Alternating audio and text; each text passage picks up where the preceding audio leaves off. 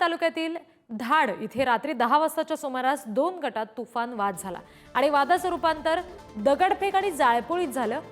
फटाके वाजवल्याच्या कारणावरून हा सगळा वाद झाल्याची माहिती सध्या पोलिसांनी दिली आहे। आत्ताच्या क्षणाला गावामध्ये मोठा पोलीस बंदोबस्त तैनात करण्यात आलेला आहे आणि सध्या तणावपूर्ण शांतता संपूर्ण गावात आहे। हे दृश्य आपण बघतोय। काल रात्री जो वाद झाला त्याच्यानंतर दगडफेक करण्यात आली, जाळपोळ करण्यात आली, त्याचे दृश्य आपण बघतोय। फटाके फोडण्याचा हा वाद होता, त्याच्यावरून इतकं भयंकर रूपांतर हाणामारीत झालं, दगडफेकीत झालं आणि जाळपोळीमध्ये झालं। बुलढाण्यातल्या धाड मधली घटना आहे। सध्याच्या क्षणाला धाड गावामध्ये तणावपूर्ण शांतता आहे। पोलिसांचा फौजफोटा सुद्धा तैनात असल्याचं कळतंय।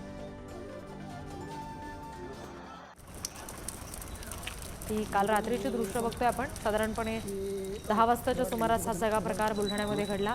फटाके फोडण्याच्या वादातून दगडफेक आणि जाळपोळ करण्यात आली।